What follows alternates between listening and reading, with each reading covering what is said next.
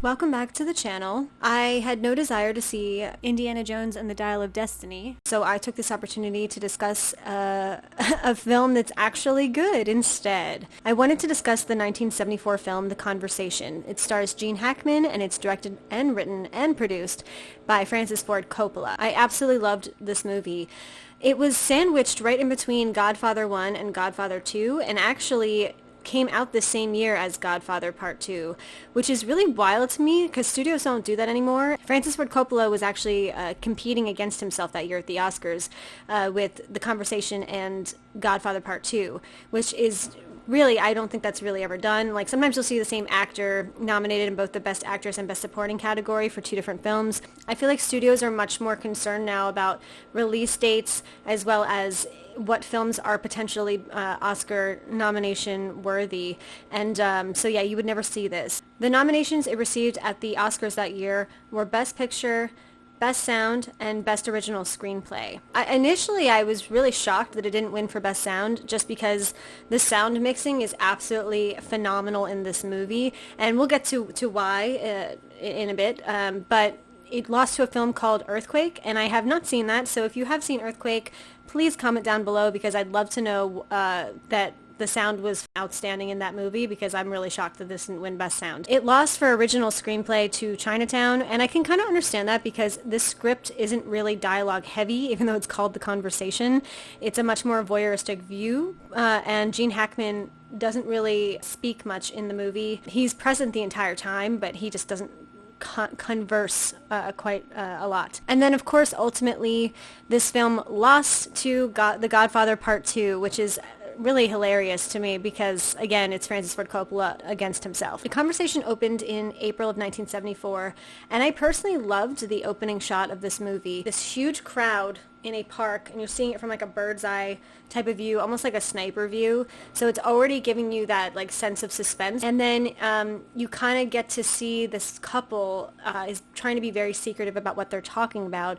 And you then notice that they are being surveilled, and they do have guys walking around with microphones, but like hidden microphones, obviously. These are all like wiretapping type of technology, and trying to get every little word they're saying. And it's this kind of chaotic crowd. Like, it really feels like you're there and you're also just watching this couple have a conversation, at least trying to privately.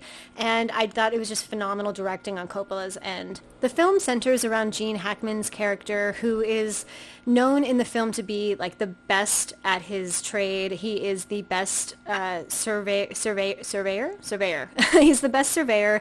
Really could wiretap anyone, even though wiretapping would be considered illegal. Surveillance is not. So that's kind of how he gets away with what he does. They do show kind of like a convention of all the new technology at the time, of how to tap a pen and how to record on this new device and all that stuff. And it's very interesting, and people there at the convention do regard him as the best. His character, even though he's so well regarded, you would think like, oh, he has friends, he has a social life, but it's actually the opposite, and I think it's because of, obviously, his profession. He doesn't really trust a lot of people. He does seem to be slightly paranoid throughout the first half of the movie, and I think that really just comes from him just being immersed in a profession of trying to overhear people's conversations, and he almost feels like he himself has no privacy. Because he knows all the ways people can do that discreetly, he kind of always has this air about him that he feels like he's being listened in on. He tries to have a relationship with his girlfriend Terry Garr, but it's very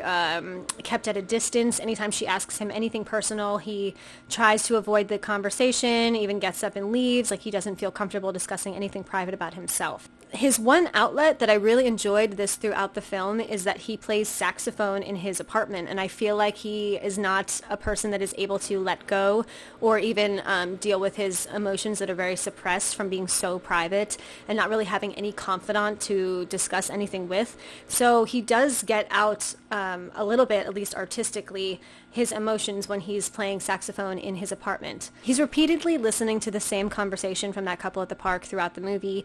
He's tweaking it. He's kind of using his sound mixer to amplify certain parts of the dialogue that he's listening to, kind of get away some of the noise from the other people walking by, and really isolate that specific conversation. And he overhears the gentleman say he'd kill us if he could.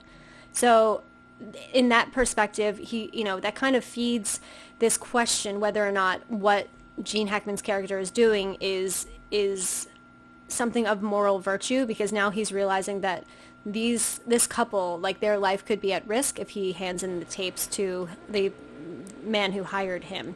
As the audience member, you really don't get a lot of insider information.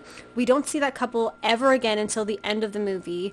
We are literally in Gene Hackman's head the entire time, and I absolutely love that. I'm going to get into some spoilers because I feel like I can't candidly talk about this movie without doing that, and if you haven't seen the film, I would highly recommend stopping this review of the film and then just going to watch it, and then maybe come back to this at some point if you're still interested. But I do want to talk about the end. A twist ending we've seen probably a million times in films. The thing, though, that's so incredible about this, and again, it has everything to do with Coppola's directing, is that you still don't see it coming. Like, you don't really see what the deal is with this couple. At first you think they're just having an affair and they're trying to keep it a secret. And if her husband found out, like, he'd kill them. Again, because you're in Gene Hackman's mind, you're only getting the amount of information that he's given. The woman's husband is played by Robert Duvall, and you don't really see him until the beginning of the third act. Gene Hackman's really nervous about what's going to happen to that couple, and he feels really bad for them. So he even goes to the hotel where it's all supposed to take place, and he's in the next room, and he's like trying to listen, and he's like in the bathroom trying to find any way he can kind of slip in a really stealthy mic that he can actually listen to what's going on. He winds up going onto the balcony, seeing a ton of blood, and he's like, oh my God, he killed his wife. Like, that's exactly what you think happened. It was not the wife. It's actually the wife and her lover killed her husband.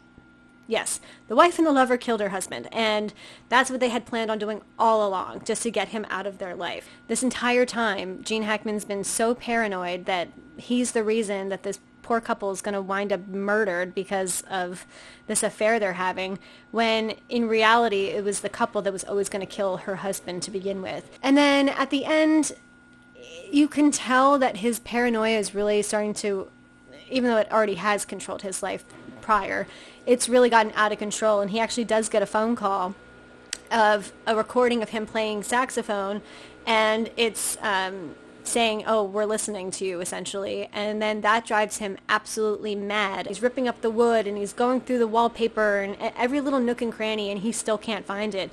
And it just shows like how unwell he is in his mental state, and how he will stop at nothing until he finds that bug, because again, he should know better, know where it would be if he's the top in his field. Coppola was heavily influenced by this film called Blow Up by this director Antonioni, and it's from 1966. It's a fashion photographer who winds up seeing a crime scene in like the background of one of his photos, and Coppola said he was very influenced by that, but it is not a direct replica at all of that film. Brian De Palma also was heavily influenced by this, and for his movie Blow Out, which is about a sound effects guy that caught a political assassination on tape by mistake, it kind of goes into that. It's like that not realizing that the thing you're capturing is leading onto something else, and it's like it just takes you down a rabbit hole.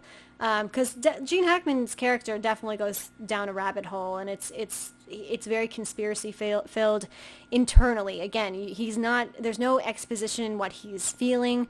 It's really just coming through beautifully from his acting, and it's a very subtle performance. It's a masterful performance. You really feel his anxiety and his paranoia tremendously throughout the movie. I know this conversation comes up quite frequently, and it's, should we be remaking films? Shouldn't we just let them be?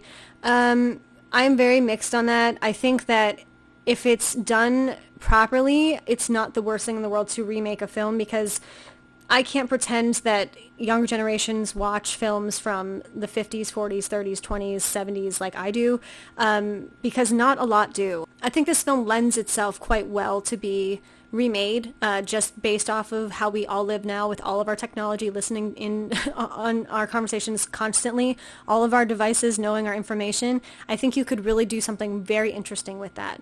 My hopes always are that if someone watches a film that just came out that is a remake, of something from, 50 years ago, maybe if they love it enough, they will check out the original. And maybe they wouldn't have known that original film existed if there hadn't been a remake of it. So I'm not always against remakes. I'm not pro remaking everything, but something like this, I feel like really does lend itself well to be remade. I know a lot of people refuse to watch anything in black and white, or refuse to watch anything from before the 90s. It's like it's difficult to get people on board sometimes with older films. So as much as I love the original versions, you bring on a phenomenal director that could really do something fantastic and interesting with this. I hope you all enjoyed this video. Anytime there's a big movie coming out on a weekend that I have no desire to see, I will most likely choose a film that I think is probably good, or revisit a film, or, a classic, because that's really what I love talking about the most. And I there's a lot of things that I'm curious to hear your guys' thoughts on. We have the fact that Coppola went against himself in the 1975 Oscars for both The Godfather and The Conversation. Any other instances of that happening that you'd like to share? Because I'd love to hear that, because I just think it's bananas that actually happened. I really highly, highly recommend it. I think it really is probably missed often, because it is sandwiched right in between The Godfather Part 1 and The Godfather Part 2. But this was a very big passion project for Coppola, and he actually wrote the script way before he even did anything with the Godfather movies. And it's actually quite interesting, because the entire time you're watching this movie, you're like, oh, well, it was the era, it was the Watergate, so this movie fit right in. And he actually wrote it way before Watergate even happened, and he's said it was just an accident, really, the big coincidence that Watergate wound up happening around the time of this release. So thank you so much again for watching. Again, I'd love to hear your thoughts down below in the comments. If you like this content, please like and subscribe. And as always, thanks for stopping by.